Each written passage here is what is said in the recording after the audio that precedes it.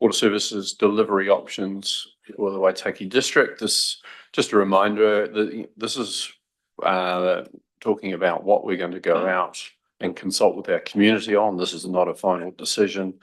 Whilst there's a preferred option, we look forward to hearing back from our community around what their preferences are. As I think all of us know, this is a very complex topic, something that seems to have been made very much more complex over the last 6 years of central government reform and all of the challenges that has brought us. We also know that we have got a current program of work around water, which has certainly improved our infrastructure over the last 5 years, but we need to keep improving and keep up carrying on with the upgrades and the various bits of maintenance and so on to make sure that we do have an excellent water infrastructure throughout the Waitaki District.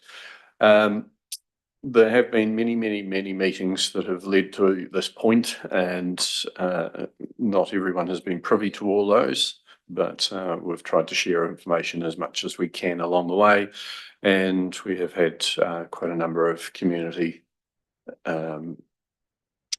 information sessions and opportunities as well.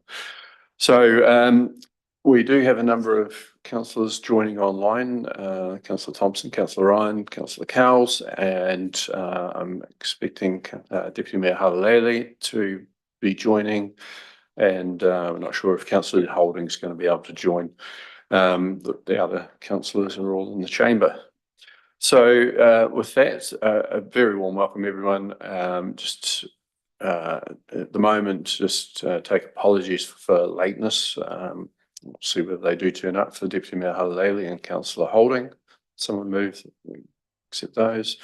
Councillor Linwood, Councillor McCone, thank you. Those in favour say aye. And against? That is carried, thank you.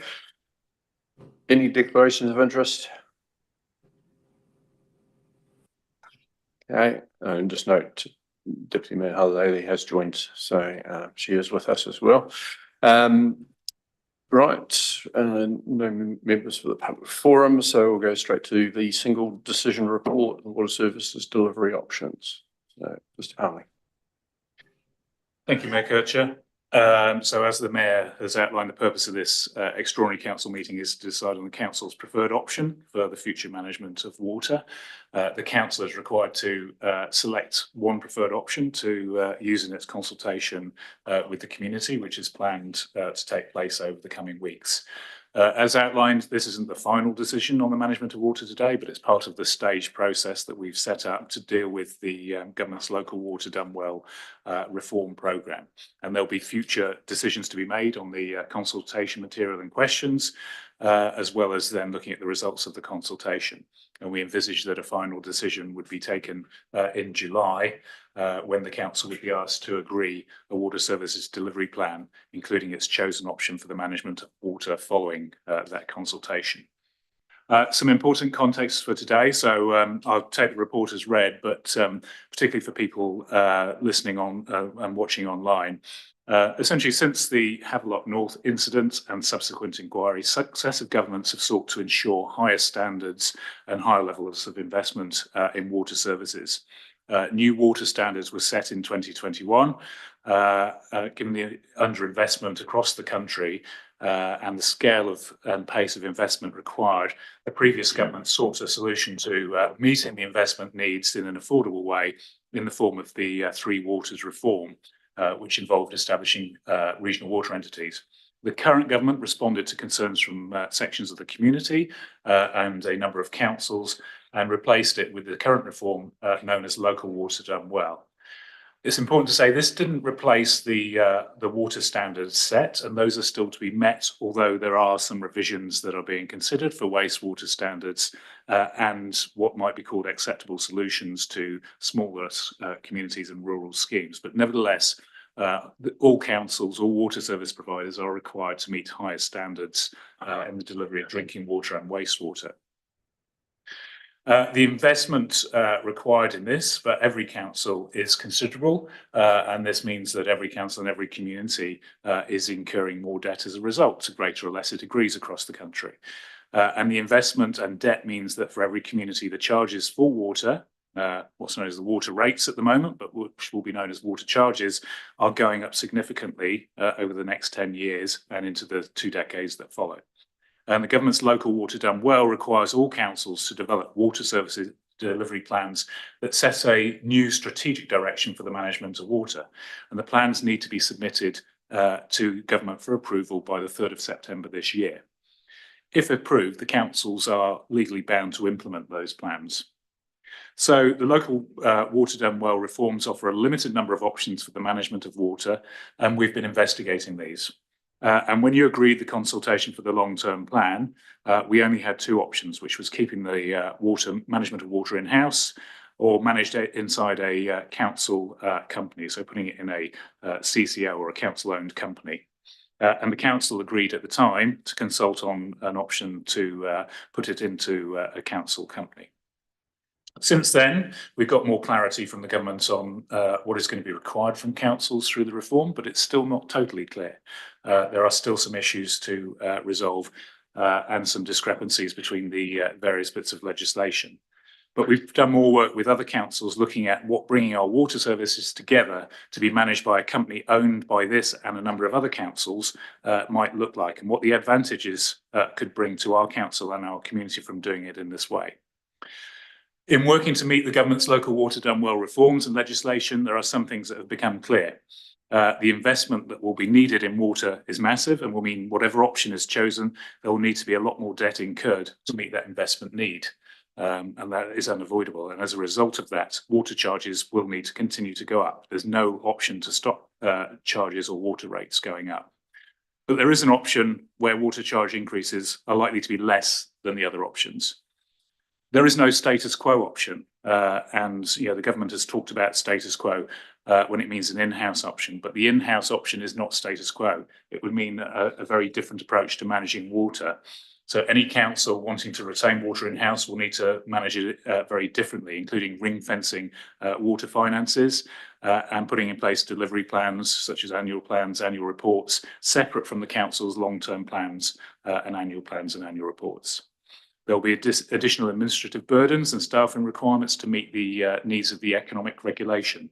And there'll likely be need to change governance arrangements, which may reduce the say that council has on the investment programme and on water charges.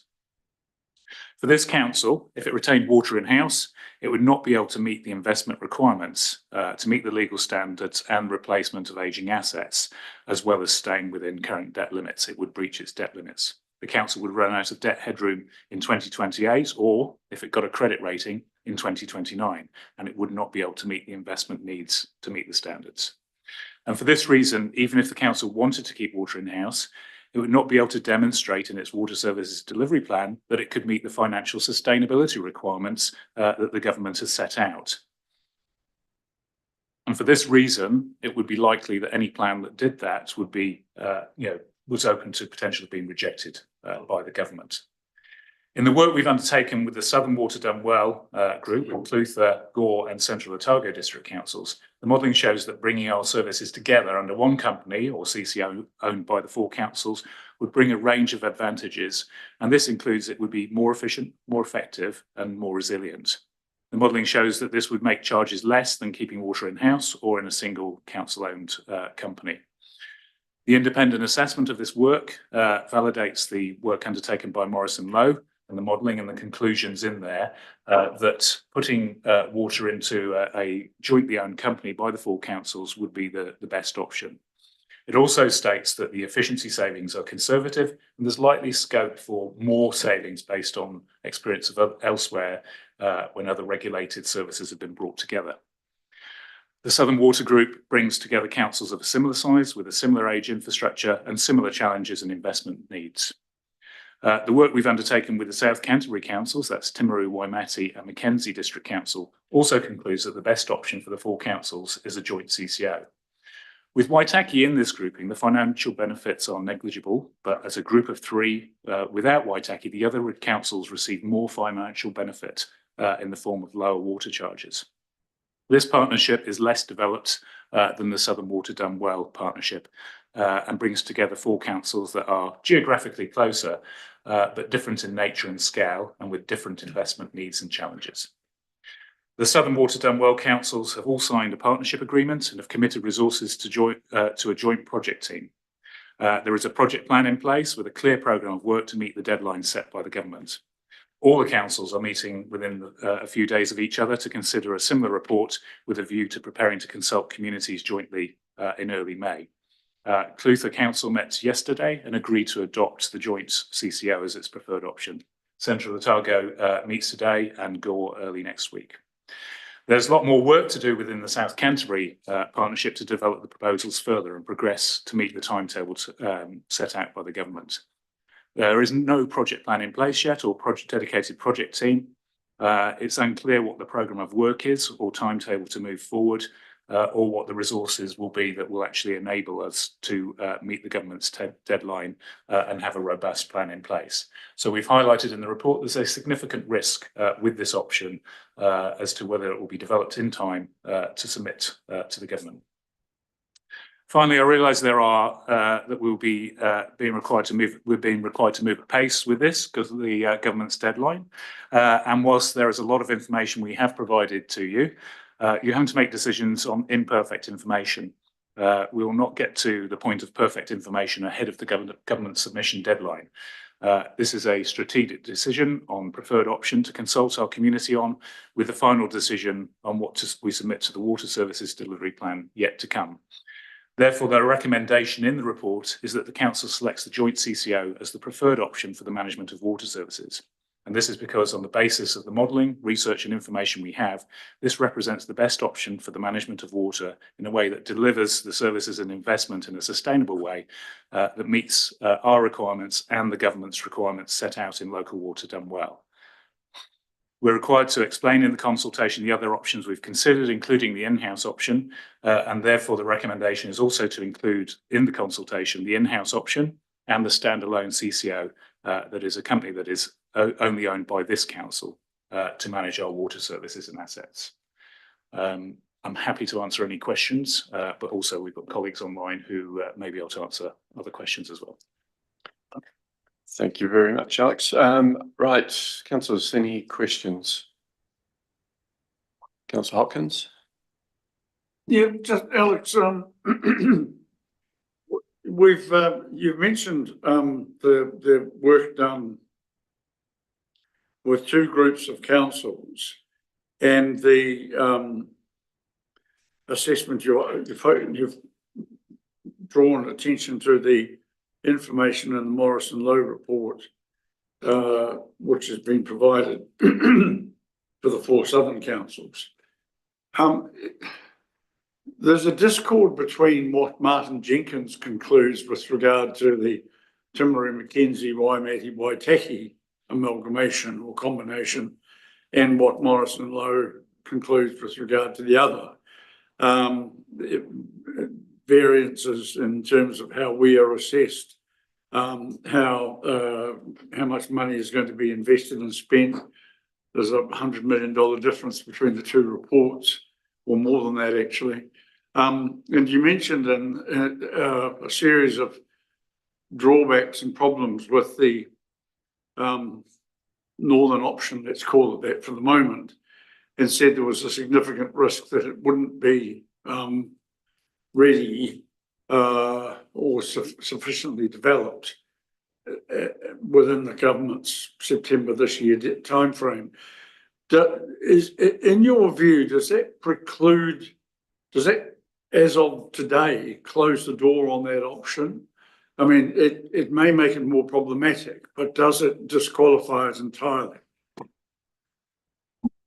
So the legislation says we've got to select one preferred option. So I think we need to decide which way we're going. I think it's up to the council to decide which way that is. I think my job is to highlight that I think there are risks at this stage with us looking to the South Canterbury councils in terms of the stage we're at with the development of that partnership and the resources that are there or not there in that case to actually get us there in time. A lot of councils have already started consulting on this. The timetables are tight. I personally feel like we're out of time in terms of that option, and that if we pursued that, we'd be at significant risk of not meeting the government's timetable, which exposes us to the risk of the government deciding what happens with our water rather than this council deciding what happens with our water. What I would say, though, is it doesn't preclude wider partnership in the future. We've got to select a preferred option, and the recommendation that it is a partnership option. But in terms of agreeing, a wider partnership or a different partnership ahead of that deadline, I think we are out of time on that. There isn't sufficient time to do that and consult our community in a meaningful way and draw up a water services delivery plan following that consultation. So what you're saying is your advice to us is that today we have to actually choose not just a conceptual option, but we have to signal a geographic preference. In other words, what you're telling us, it seems to me, is you've got to not only opt for a joint water services CCO or something else, but if you're going to opt for a joint water services CCO, you have to say with whom, or today is the day you need to say with whom. Have I heard you correctly? Yeah. So my assessment of legislation is that if you said it's a joint CCO, but it could be with the Southern Councils or it could be with South Canterbury, you wouldn't have selected one option. You'd have selected two preferred options because they are two very different proposals with two separate groups of councils. So that's a practical thing in terms of legislation. The other thing to consider is we're trying to work in partnership here. So if we are still trying to navigate between the two and not letting either of those groups of councils know where we stand, I think there are risks in that, and you need to put yourself in the shoes of those councils in terms of where is Waitaki standing? Are they with us or are they not? And so I think there's a risk in trying to stay with two options that those groups of councils say, well, hang on, you need to decide. We need to know where you stand on this, and if you can't tell us, then we need to progress our own plans. Just one more question then.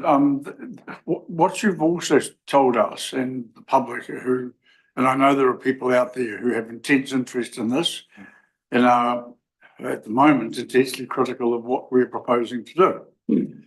But what you've said is that if we opt for, let's say we go for option A today, and option A is an amalgamation or a joint water services CCO with, let's say, for the purposes of this conversation, the Southern Councils. But what you've also said is it doesn't preclude some future amalgamation that may bring a separate entity or entities into the arena as well. Now, has the Crown said that that's possible, and is there a time frame for that? In other words, if we opt for joint water services CCO Southern, and after September, another amalgamation, let's say Timaru, Mackenzie and Waimate, for the sake of argument, say, hey, we think it'd be jolly good if our amalgamation and your amalgamation got together. Does there need to be further consultation? Can that just happen? Has the Crown factored that in and allowed for it just as a natural process of amalgamation and merger? What's going on there? So many questions in what you asked there. So it's clear from our engagement with the government that they would like to see more councils come together to deliver water jointly together. What the rules of the game are after the water services delivery plans are agreed is unclear at the moment. I would presume it'd be by a process of negotiation between those councils who want to come together and involving the Crown in that. And the Crown would again probably need to be satisfied that it met their tests as set out in Local Water Done Well. I think the other thing to bear in mind is the southern group of councils have all said that they're open to that as well. And provided it works for those councils, they're open to others potentially joining.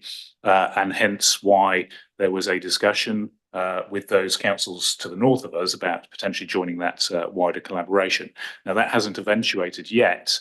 But I would suggest that the direction we are heading is that more councils will come together simply because it's not sustainable for them, financially sustainable to be able to continue to operate apart. So I think we need to see that this is a stage in the development of how water services will be managed in the future. The other point I'd make is that there are a number of different scenarios from everything from councils who don't get their water services delivery plans approved by DIA because they aren't actually going to work for them, through to those who decide actually we think we will be better with another group. So we have had discussions with DIA about how they can set up some streamlined process to make that easier to do. It might be difficult during the implementation period, but perhaps after a CCO is formed, it could happen then. So there are a lot of different options amongst all of this, and trying to foresee what those different ones are and how the path can be smoothed for the future. If we can do more now, then let's do more now. And that's certainly the encouragement we're giving the government on this particular one. So thank you for that. Councillor Ryan. Thank you.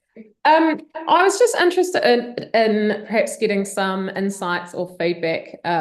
Just interested to see that Rotorua Council have I guess expressed a preferred option for in-house delivery until mid-2028, when it would then switch to a CCO delivery either by itself or with other councils. And they've chosen that, I guess, to provide some flexibility, so because of the time pressures at the moment. And I guess that's sort of where I'm feeling a little bit uncomfortable, is because of the time pressures that we're facing at the moment, and, wanting to make, because this is such a big decision, wanting to make the best decision for our community and have a genuine community engagement process. So, yeah, I was just wondering whether anyone could give some feedback on that decision that Rotorua have made to keep their options open for a CCO, whether that's in-house or with other councils, and while maintaining in-house until then. So I guess the challenge with answering that is, I'm not familiar with Rotorua's position, and every council has a different starting position in terms of their debt headroom, the condition of their assets. And so every council needs to make the decision that works for them best. I think the other thing to bear in mind in this is that even if you're a partnership-minded council, you can't force others to work in partnership with you. You need other councils that are willing to work in partnership with you. So without knowing their specific circumstances, it's hard to understand what the context is for that decision. But it's obviously what they think works best for them in their particular context. Just the one thing I'd say on their population is that they're about 2.5 times the size population of Waitaki, and their geographic area is about 1/3 of the size of Waitaki. So those aspects make it easier to do a standalone situation. But yeah, take on your point of how flexible can we be with the options at this point. So you've got a follow-up question? Well, it's just, I guess, kind of just supplementary to that.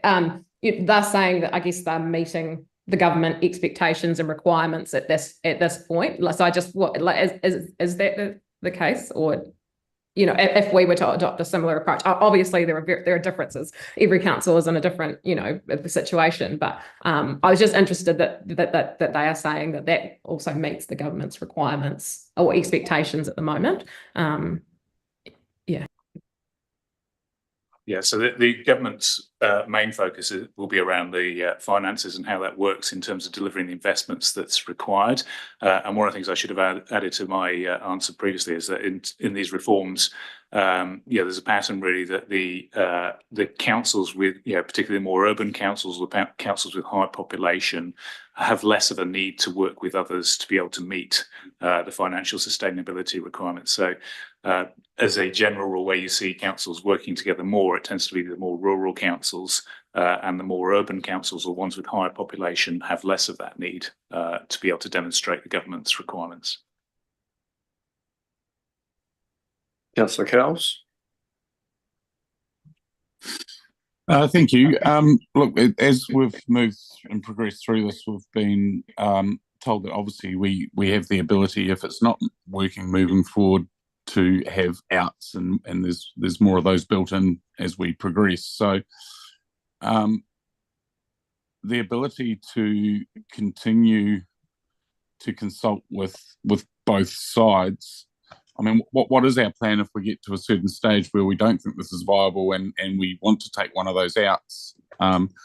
Do we have a backup plan? Where are we looking in that thing? And I hear what you said earlier in regards to going out for a consultation, that we have to have a preferred plan of maybe it being a CCO, but would it not be prudent to have our community be able to feedback as to what their preference might be as well?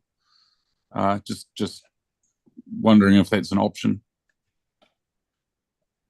So, we have done work on the other options, and we plan to share that information. So the option to keep water in-house, which I don't believe is financially sustainable for the council and would struggle to meet the government's requirements, but also the work for a wholly owned council company or CCO that's just this council. So those are essentially that is essentially the backup option there, and the proposal would be to include those options in the consultation. We're required to set out what the council's preferred option is, but also set out what other options we've investigated.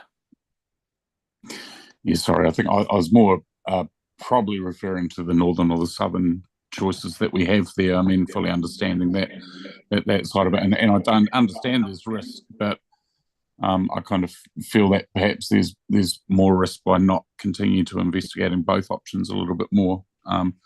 If one doesn't work or stack up, then we probably have to have perhaps continue down both paths. I just don't know if that's a full option or not. Thank you. Councillor Cone? I'll be quite open. I don't like any of it, but we don't have a choice. The legislation says we've got to do it. Water's a big part of any council's business, and the only way you can actually fix stuff is have feet on the ground, hands on the ground. So while we've got to make a decision, and seems to me it is a population-based thing, which does detract from your provincial provinces, like we're talking about right at the minute. The bigger your urban population is, the more chance you've got of doing what you want. The biggest risk we run if we do charge down some of these things is that we will be told what we're going to do rather than we can actually direct what we want to do. And to me, it smells of what I've always said about some of the government policy, that we crack walnuts with a sledgehammer at times. And I think that's something we just got to put up with. I think also that the decisions we've got to make are very difficult on the basis that we don't know what the end game is. The goalpost is still moving at the finish, and we don't have some results or some direction of where it's going to be. The government departments, this is my personal opinion, I'm getting out of it from the MIA and Commerce Commission, have given us defined times and dates that we must comply with, and there is no other option. So much as I don't like it, I don't think we can do anything else but actually do what we're going to go out with a few amendments. Thank you. Do we have anyone else to ask any questions? Got a question this time, Councillor McGowan? No, I'd just like to also make that in those amendments too, that we must identify there is, especially in the provincial districts, an urban problem and a rural problem, and they can't be run together. Yeah, I think that's certainly the intention of whatever consultation we go out with. make that particular point. Councillor Blackler. Thank you, Mayor Kircher. I just want to foreshadow, as has been circulated with councillors and others before this meeting, that I intend to put forward an amendment to the officer recommendation for consideration today. Thank you. Do we have any other questions? Okay, in respect of that, Councillor Blackler, would you like to move a different motion to the recommendations? Yes, thank you, Mayor Kircher. I understand there's a copy that might be able to be put up on the screen. Is that correct, Mr. Plumley?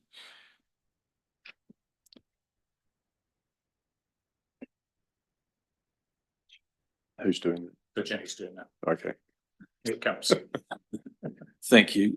So essentially, in light of Mr. Plumley's point about the vagaries of a generic joint CCO option, I'd be open to making a further amendment to this. But essentially, I'm setting out that we essentially approve the option 3, but with a slight amendment that the options left open to for the community to give us feedback on the north or south option, and further goes on to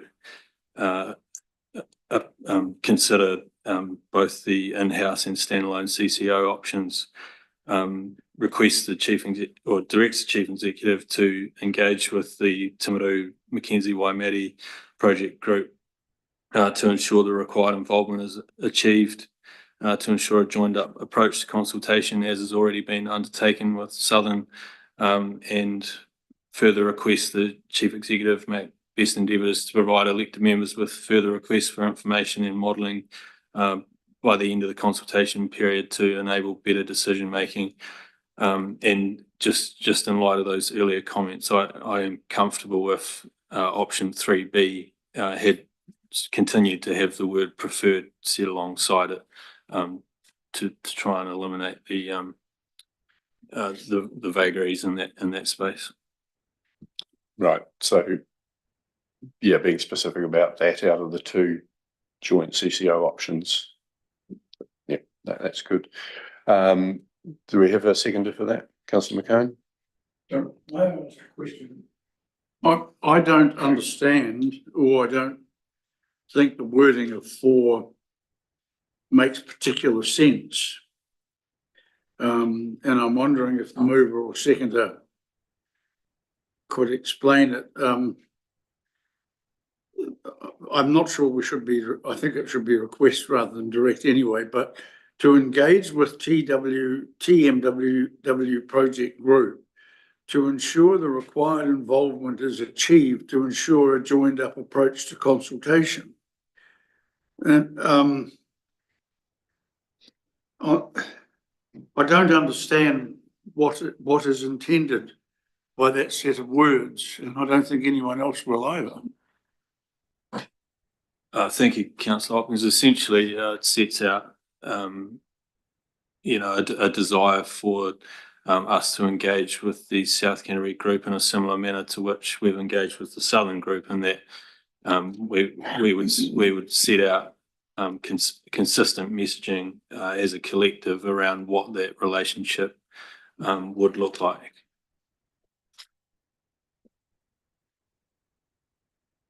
But okay,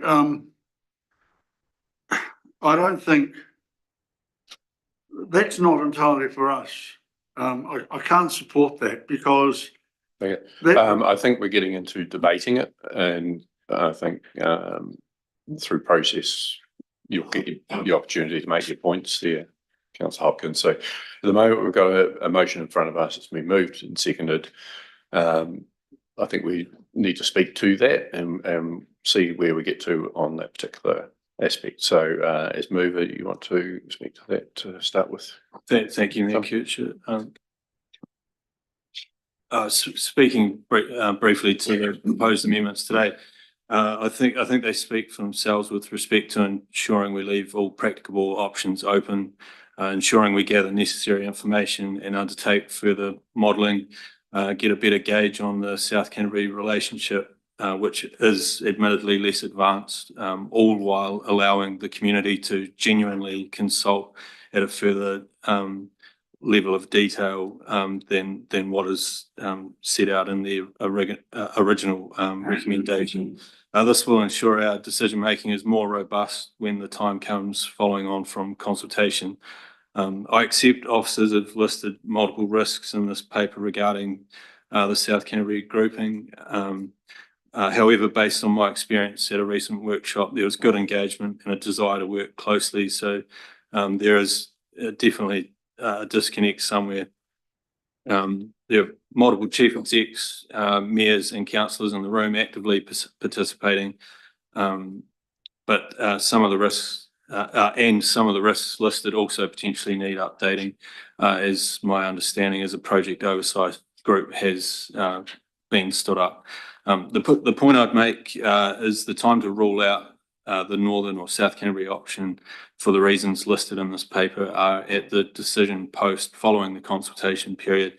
There's time between now and then to further refine information, understand others' consultation outcomes and garner intent from other parties to ensure when it comes time to decide we have all the information in front of us. So on that basis, I ask you to please consider supporting my proposed amendments today.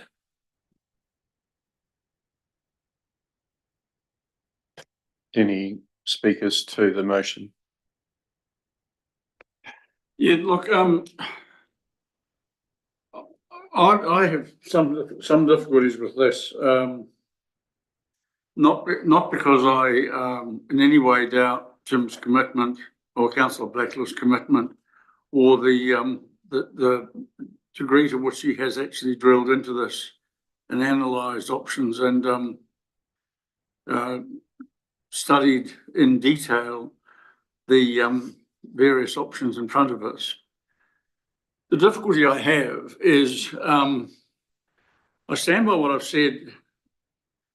The resolution 4 asks us to do something that we cannot independently and unilaterally determine. We can't guarantee that there will be any advance with respect to the TMWW project group that mirrors the extent to which we've developed relationships with the other 3 councils, unless though the elected members and officers at Waimati, Mackenzie and Timaru are as willing as we are to carry on looking at the option. And the difficulty I have is we have a report from Martin Jenkins that fundamentally challenges some of the conclusions drawn by Morris and Lowe with less detail, but the numbers in front of us, in front of our community, in front of every citizen and ratepayer and resident in Timaru, Waimati and Mackenzie, and it's on page 170 of our agenda today, page 170 and 175. The inescapable fact as of today is that a 4-council relationship looking north saves people $30 by 2030, and a 3-council model, Waimati, Mackenzie and Timaru, saves people $240 or $250. So who's going to actually opt for $30 savings when the modelling in front of them, reliable or not, but paid for, tells them that they're better off just doing it as a 3-way arrangement? And I cannot see how, if they consulted on that matter and they took those 2 options to their communities, I would guarantee you that those communities would opt for the 3-council solution rather than the 4, because the numbers are telling them that they would make a greater saving. Now, I don't mind keeping that option open. But I would have thought that I believe that resolution 4 today, I don't think we can ask Alex to endeavour to engage with the TMWW project group. That's as far as we can go. But I also believe, and I think Councillor Blackler has acknowledged, that if we are to support, or that he has indicated that he would like to have a reference to our preferred partnership arrangement as of today. So that if we did vote for an amended option 3, it would indicate that as of today, our preferred option within that overall arrangement is to amalgamate with or combine with Central Otago, Clutha and Gore. It would seem to me that what Mr. Palmer has said is that we actually have to alight on a geographic preference as well as a organisational preference. Thank you, Councillor Ryan. Thank you. This decision that we're going to have to make is going to have such a long-term impact on our community. I would like to make sure that we are undertaking a really genuine consultation with our community so we can make sure that we get it right. And I would like to keep us, I appreciate the time pressures, but I also feel very uncomfortable that is being, that we are being pressured with time to make such a big decision for our community. And so it's for those reasons that I'll be supporting Councillor Blackler's motion. Thank you. Any other speakers? I'll just make my comments, and I do applaud Councillor Blackler's work on this and his dedication to the detail. I do share Councillor Hopkins' concerns that at the moment we've got two very contrasting models around the financials, and we've had a peer review done on Morrison Lowe's. We know it's very conservative, but equally it has been peer reviewed and said they can't see anything that's particularly wrong with it. The reality is that PIA have told us that rather than calculating in 1.5% for efficiencies, that we should be looking at about 10 times that. So I don't think we're going to be able to compare apples with apples unless we go out with an updated set of numbers from the South Canterbury group, and those take time. We've wasted a week or more when Timaru said that they were going to be in and then decided they were out. All the numbers were remodelled to give us a bit of an indication, and then they have had to be modelled back to the Southern 4. My main concern is that one meeting that two of our councillors did attend showed some enthusiasm for this from the three South Canterbury councils. Many meetings that I've attended haven't shown that. In fact, the narrative from one of those councils has been there's no way they want to amalgamate or have a joint CCO because they see it as a first step towards amalgamation of councils, and they've been quite vocal about that. They've also been visibly absent from a number of meetings that we did set up between both the Southern Group and the South Canterbury group in an effort to try and get everyone together. I think there's advantages in looking north, but my biggest concern is the lack of enthusiasm that's been shown throughout the whole process for joining together. More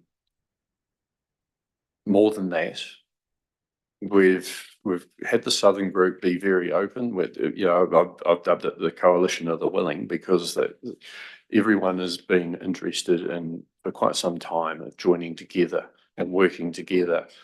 That has not happened with the South Canterbury group. The other thing that the Southern group has done is been open to others joining. In fact, it could be a group of 7, but the South Canterbury group has basically vetoed that.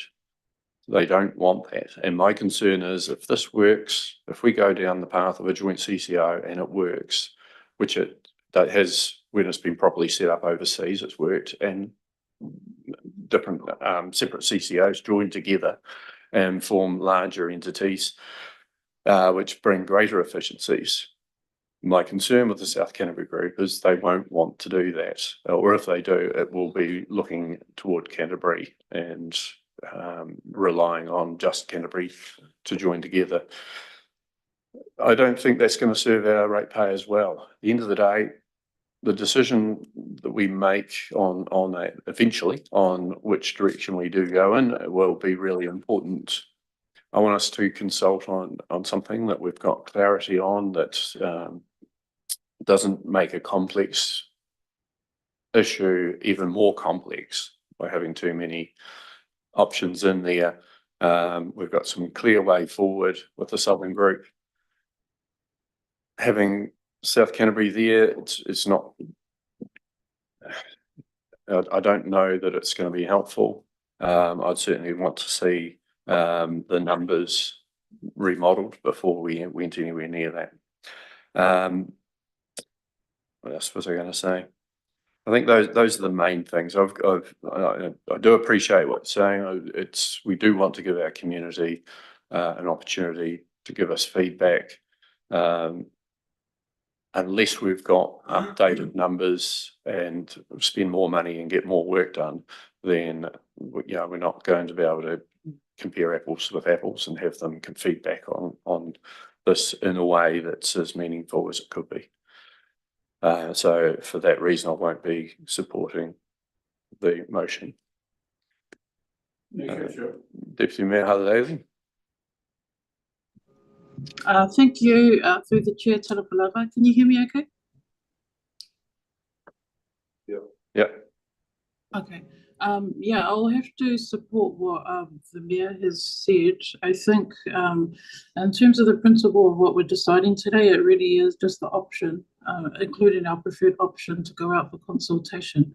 I think in the meantime, if there are updated numbers that the South Canterbury group are able to provide during this process, then I'm sure that could be updated or provided to the community. But in terms of the principle of what we're looking at today, it's really just selecting the options, including the preferred option, just to go out to consult to let the public know. It feels like Southern group are a lot more advanced, a lot more mature, and a lot of energy and commitment have gone into that piece of work that have gone from all the councils that are involved there.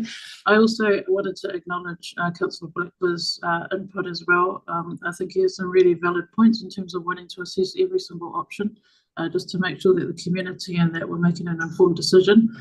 And then we're also looking at, including the other options as well, like the in-house business unit and the standalone council. But I think with the information that we have right now, right here today, I think I will be looking at the recommendation as it stands. And I'm just mindful that I won't be able to stay on for too long, but I just wanted to support what the Mayor has said, and also Councillor Hopkins. Just, there's certainty, there's clarification, and unfortunately, South Canterbury, you never know, they may decide to come and join, like the Southern group as well. I'm not too sure. But I think we just have to make a decision with the information that we have today. And if there is room and scope, like to allow for the additional info on the numbers or whatever from South Canterbury, then that is a good thing as well. To provide, but I think that's about all I'll be able to say. I'm going to have to jump off in about 5 minutes. So. Thank you, Hannah. Any other speakers? Mayor Kircher, I'm sorry I haven't got my hand up. I can't find the icon to use. Good as go. Go for it, Jim. No, thank you. I have a concern in this debate that I'm elected to represent the ratepayers of Waitaki, and therefore I want the maximum amount of information in front of me so that I can hold that stance and make the best decision, not for the government, not for other councils, but for the ratepayers who elect us. So on that basis, I will actually be supporting Councillor Blackler's resolution because I want as much information as possible. And I totally understand the fact that we're well down the track with a preferred option, and I support that. But I was always taught that you never burn a bridge or never close a door until you have to. And the more dialogue and the more information we can have in this debate, the happier I'll be when it comes to voting. Thank you. Thank you. Any other speakers? Yeah, good job. You've spoken, councillor. I'd like to move an amended resolution 4, reading as follows: requests the chief executive or delegate to engage with the TMWW project group with a view to developing a proposal matching in detail that which is in place with the Southern Councils.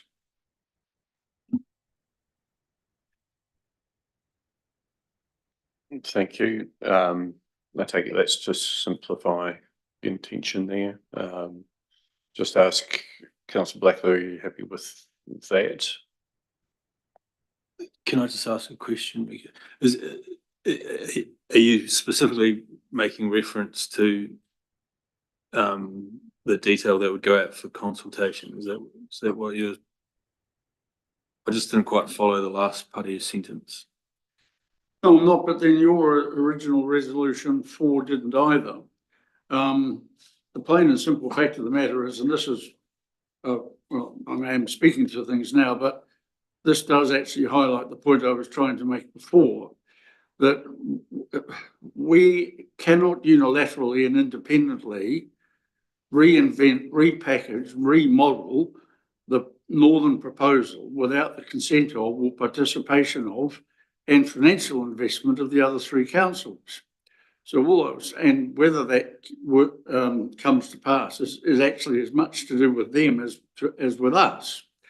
So all we're asking, all you were asking or directing, I'm moderating that slightly. All we're doing is asking our chief executive to engage with them with a view to developing a proposal, because that's all we can do. I mean, they have to be willing to participate in that process. Yeah, I think we're essentially saying the same thing, Yeah, through different words. I'm happy to see that amendment made. So are you, rather than take it as a full amendment and voting on it, are you happy to change your motion to that? Yes, yeah. And seconder, Councillor McCone? Okay. That becomes, that is a substantive motion now. May I ask one other question? What is the new resolution 1? I think the wording, particularly in relation to preference, is important. You asking me? Yes.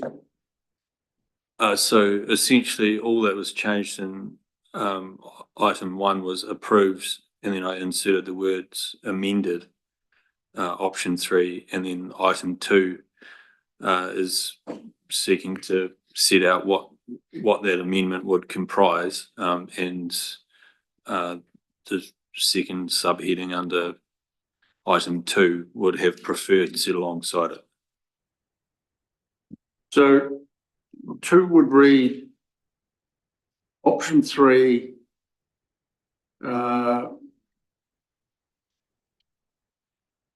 is, well, in fact, the words option 3, summary option wording on page 13 of this report to include the proposal to form a potential CCA, all that can just disappear.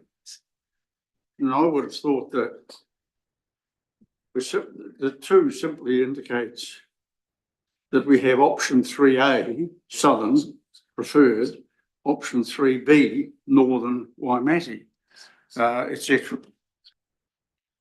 I would have thought I think preferred the option wording should come I first. think the wording speaks for itself, councillor Hawkins. If we want to switch them around, it doesn't worry me either way.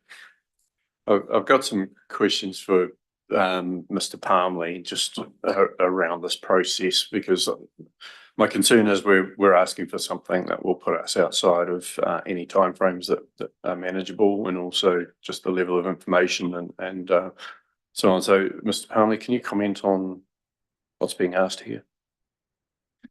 I can try and comment on what's being asked here, but thinking through that, if this was approved, what it would actually mean. And I've got to say, I'm not totally clear what it means, because as written at the moment, I'm not sure it clearly states what the council's preferred option is at this stage. And I was contrasting it to what's in the report at the moment. I think it would be ambiguous as to what the council's preferred option is at the moment. And I think it's potentially asking for things that are outside of my gift or control to deliver on, as written at the moment. And this is the joy of partnership working. We try and move forward together, and we've got a group of 4 of us who are moving forward together with joint team, joint project plan, joint consultation. And then we've got another grouping that we've been part of, and it is a grouping. There is not a plan. There is not, a partnership agreement. There is, it's unclear how we move forward. And so I can't just put that in place. That requires agreement with those councils. And so I see, as written at the moment, this poses risks of not being clear on what it is we're agreeing to consult on, not being clear on how we're going to consult, because at the moment we've been working on a joint consultation plan with the Southern councils. That throws that into jeopardy, as those councils will need to move ahead without us, which I then think poses risks to that partnership, without any plan as to what we can do with the South Canterbury councils. So I have serious concerns about this and what position it leaves us in as a council, both in terms of the partnerships we've tried to develop, but also in being able to move forward with a meaningful consultation with our community that is clear on what the options are. We are required to outline the practical other options that we've investigated, and we set out in there that the in-house option and the standalone council-controlled organisation, because we have investigated those. I could see that we could potentially put the South Canterbury or the Northern one in there as potentially a practical other option that we've investigated. But we need to be honest that the investigation is quite limited compared to the other partnership option. We have just done some modelling. That is all we've done. There are not other thoughts about how that partnership would work. There are no commitment agreements. There is nothing setting out how that joint CCO might work. And as we know from the work we've done with the Southern Group, the first cut of modelling, needs revisiting. The assumptions need revisiting. There'll need to be discussions about, if that was to go ahead, how would it work for every organisation in that partnership? Those are all discussions we've had with our Southern Group of councils. None of those discussions have been had, and how we do that in a timely way to meet the consultation requirements and meet the deadline to submit to the government, I'm not sure I understand at this stage how we would do it. I think there are risks there, and I know everyone wants to make the best decision for this community and for this council. But hence why I said at the start of my introduction, we're not in that position where we can make a decision on perfect information. We haven't been given that luxury. We've been given a strict timetable, and we need to try and make the best decision based on the rather imperfect information that we have.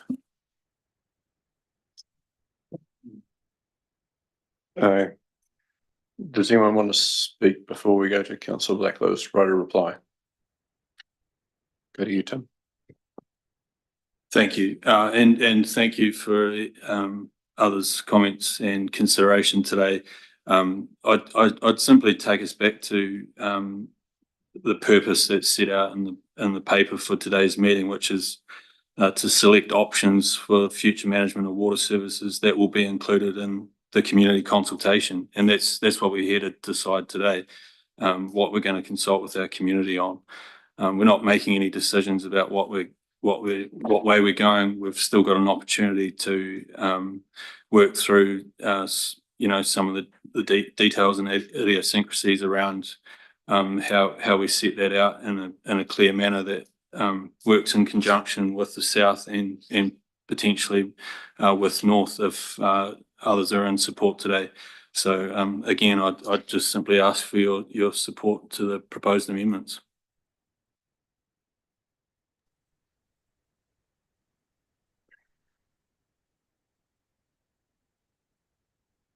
We've got several. Mayor Kirchner, I want to know what the mover and seconder are proposing by way of wording for 2.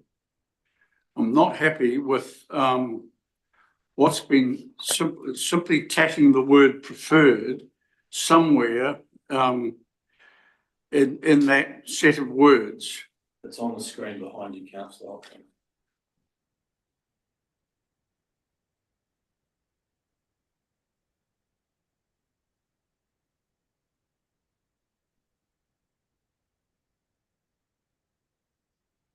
My concern is we make a decision today, which will have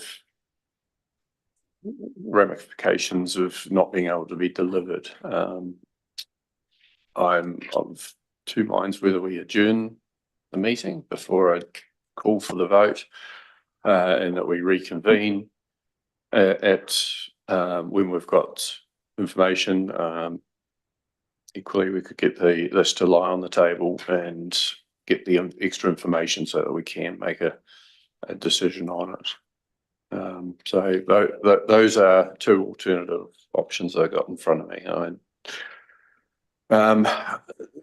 We want to make the right decision. We all want to make the right decision. We want to make one which also works, and that's the concern that we have a CE who is advising us that he doesn't believe that what's in front of us will work, and the challenges of getting enough information to make it work. Councillor McCone. Yeah, I just wonder if we're getting too specific. Where I come from, we're giving the whole community out there an option, and I think it's how we write those options and explain where we're at with each side of the thing. So I think this is a huge decision that I hate the word ramifications start today and could last for the next 100 years or 50 years where it's going. So I think it's only fair that that everybody is aware of the process and where it's at. It is only going out for a consultation document, but to be fair to that, we can explain where we're at with the southern group and where we're at with the northern group, and just get that on the table, just put it exactly in black and white where it is, and see what comes back. The binding agreement with South is there. We don't have one with North at the minute, but never shut the door. Always keep listening. But at the end of the day, we're on a timeline, and those timelines must be met. And so those options can be looked at. And if they don't come to fruition, well, we don't have too many other choices. We've got Andrew Strano on the call, who's been coordinating the southern group. He's got your hand up there, Andrew. Can you help us, please? Thanks, Mayor Kircher. So just been listening quietly. In terms of, I think just that last comment resonates, keeping options on the table. So the legal advice is we've got to be clear. We have to select a single third delivery model option to consult with. So we don't have any way around that. And that has to be specific to the grouping that we're working with. We can put as many other practical options on the table for consultation. So we've got 2 there at the moment. And it seems to me that what we're agonising over is whether to include the third, and given its immature state and the risks associated with it. So other councils I'm aware of, other groupings have put options on the table. Invercargill put a hypothetical option. They called it other practical option that labelled it as hypothetical, and that was the Southland group of councils, even though they know that Gore is in the other group. So there's the ability to do that, and in our analysis and the way that we can communicate with the community, we can outline that that option has been considered, and here's the pros and cons associated with it, and there's going to have some significant cons in terms of its how mature it is and where it is. But the positives that we can get out of that consultation is it provides community appetite for future working relationships. And I think it comes back to this. The other point that we're agonising here is how to not shut the door on groupings. And there's the ability, the mechanisms for that is the water services delivery plan will be for the group that our preferred option. But once we there's the further ability, once the plan is submitted, if there is the ability, if there is another group that wants to join our group, there's the ability to amend that plan. I would think so. In conversations with the DIA, they wouldn't. All those their application to amend the plan has to be approved by them. They would look dimly on individual councils leaving a group and going alone. So that would be something that they wouldn't support. But if there's the overarching direction and encouragement is towards amalgamation and scale. So if the southern group and the northern group in the future would come together, then that would be accommodated through an amendment to the water services delivery plan, and then beyond that, the joint CCOs merging, etc. So there's the future ability for further aggregation. So that doesn't need to be off the table. And in terms of that statement, it could be worded in the way that the CEs work together. And in fact, we've already received that direction from the mayors as in standing up these in designing these entities, making sure that they're done in a way that future aggregation is considered. So we're not trying to bolt two things together that never should work. So in summary, we can include that option as a further other practicable option, and we can also have that future focused statement of ensuring the councils work together. That's, to my mind, is a middle ground potential to navigate our way through this. What point of order, Mayor Kircher? Yeah, sure. Just ask for your ruling on the what do you call them? The standing orders. My understanding was somewhere in the standing orders following the exercising of a right of reply, no other member may speak. Yeah, I've set out the reasons why the options we've got in front of us, and it's not arguing for or against the case. It's actually just whether the decision we're going to make is legal, whether it can be complied with. So yeah, I'm just trying to get clarity on that. We don't make a decision where we have to create another meeting to revoke it in the future. So bearing that in mind, we've got Councillor Thompson and Councillor Hopkins with their hands up. So this is just around that aspect of it, not getting into the merits of the motion itself. So Councillor Thompson. Thank you, Mr. Mayor. I found the right button to hit this time. Excellent. Never too old to learn. Look, I go back to, again, from my personal point of view, I need as much information as possible to make a decision on behalf of the Waitaki ratepayers. I don't actually see, and I might be being simplistic, but in supporting the motion as it is, I don't see a commitment. If those other councils don't want to engage with us, it's simply a case of it's a potential option, and if for reasons that Councillor Hopkins outlined earlier in terms of financial consideration, they go, we don't want to know you, well, that's their decision. But I want the conversation focused on our decision. Thank you. Thank you, Councillor Hopkins.